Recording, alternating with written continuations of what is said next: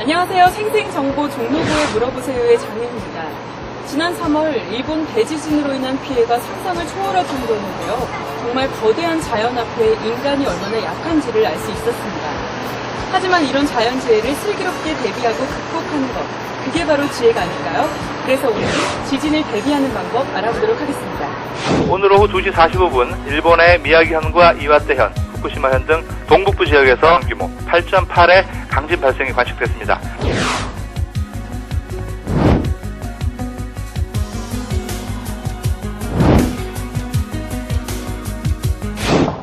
네, 이곳이 합동 상황실인데요. 저희가 오늘 만나뵈려고 하는 분이 바로 여기 계십니다. 찾아가 보도록 하겠습니다.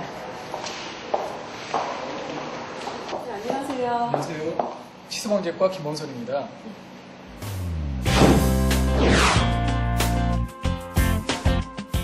이곳이 어떤 곳인가요? 네, 여기는 재난안전대책본부가 꾸려져 있는 지하합동 상황실입니다. 그러면 비상 상황이 일어났을 때 이곳에서 대책을 수립하시는 건가요? 네, 그렇습니다. 이곳에서 상황 파악을 하고 구급과 구호 활동 그리고 피해 복구가 이루어질 수 있도록 하고 있습니다. 얼마 전에 일본에서 진도 9.0 규모의 지진이 있었잖아요. 우리나라에서도 그런 큰 규모의 지진이 일어날 수 있나요?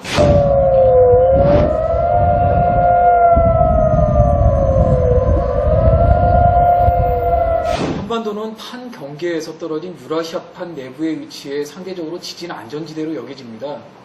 그러나 1978년 이후 4차례나 강도 5.0 이상의 지진이 발생해서 인명피해와 건물 파손 등이 있었습니다. 우리나라도 매년 37회 이상의 크고 작은 지진이 발생하고 있으니 우리 한반도라고 해서 지진의 안전지대라고 할 수는 없겠습니다. 예, 그럼 일상생활에서 진동이 느껴질 때는 어떻게 해야 되나요? 네, 일단 지진이 발생했을 시 최대한 침착하게 행동하셔야 합니다. 지금 지진이 위치한 곳이 어디인지 파악을 하고 움직이는 것이 가장 좋습니다. 집안에 있을 때 이런 진동이 느껴진다면 어떻게 해야 되나요? 네, 일단 불을 먼저 끄셔야 하고요. 네. 가스 밸브를 잠그시고 방석 등으로 머리를 보호한 후 책상이나 침대 및 상대적으로 안전한 곳을 찾아 일단 대피하시는 것이 좋겠습니다. 그럼 만약에 책상이 없는 경우도 있을 것 같은데 그럴 때는 어디로 가야 되나요? 네, 실내에서는 벽 모서리나 화장실, 목욕탕이 상대적으로 가장 안전한 장소입니다. 하지만 창문, 발코니로부터는 멀리 떨어져 계시는 것이 2차 피해를 예방할 수 있는 좋은 대피 장소가 되겠습니다. 네. 그러면 실내에는 지진이 나면 좀 물건도 떨어지고 더 위험할 것 같은데 바깥이 더 안전한가요? 그렇지는 않습니다. 지진이 발생했다고 성급하게 건물 밖으로 뛰어나가는 건 매우 위험한 행동입니다. 네. 진동으로 인해 유리창과 간판 등이 떨어져서 2차 피해를 입을 가능성이 매우 높기 때문입니다. 크게 흔들리는 시간은 길어야 1에서 2분 정도입니다. 그 뒤 흔들리는 시간이 멈추면 건물 밖으로 나가 주변에 무너질 만한 건물이 없는 공터로 이동하시는 것이 좋겠습니다. 그럼 바깥으로 나갈 때 좀 주의해야 하는 점이 있나요? 네, 일단 지진이 났을 때 문이 비틀어져 열리지 않을 수도 있기 때문에 재빨리 문을 열어 탈출구를 확보하셔야 합니다. 네. 밖으로 대피할 시에는 엘리베이터를 이용하지 말고 비상계단을 이용하시는 것이 좋습니다. 네. 극장이나 백화점처럼 사람이 많은 곳에서 이런 지진이 느껴졌을 때 좀 더 위험할 것 같은데요. 그럴 땐 어떻게 대처하는 게 좋을까요? 우선 극장, 백화점과 같이 사람이 많이 모인 곳에서는 일단 출구나 계단으로 올라가기보다 진동이 멈출 때까지 머리를 감싸고 그 자리를 지켜야 합니다. 이후 안내원의 지시에 따라 정확히 넓은 장소로 대피하시는 것이 좋습니다. 지금까지 상황별로 지진을 좀 피할 수 있는 방법에 대해 알아봤었는데요. 그럼 만약에 이런 일이 일어났을 때 이 종로구에서는 어떤 방지 시스템을 가지고 있나요?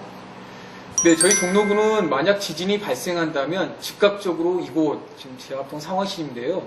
재난안전대책본부가 꾸려지게 되겠습니다. 그리고 비상단계를 지진 규모에 따라 3단계로 나누어 그 대책이 수립되는 대로 관리를 하게 되겠습니다. 네. 그럼 만약에 많은 사람들이 진동을 느끼고 또 물건이 떨어지고 하는 경우에는 몇 단계에 해당하나요? 네, 모든 사람이 진동을 느끼고 피해가 발생할 정도라면 규모 5.0 이상의 지진으로 3단계로 분류가 됩니다. 이 경우엔 재난안전대책본부뿐만 아니라 치수방재과를 비롯한 모든 관계부서 그리고 전기안전공사, 가스안전공사 등 모든 유관기관이 비상수집되어 재난안전대책본부를 구성 운영하게 되겠습니다. 네, 그럼 지진이 일어났을 때 일반 시민들은 어디서 정보를 얻을 수 있나요? 네, 지진이 발생하면 즉각적으로 지진 발생 사실과 주민행동 요령 등을 중앙 케이블 TV에 방송하도록 요청합니다.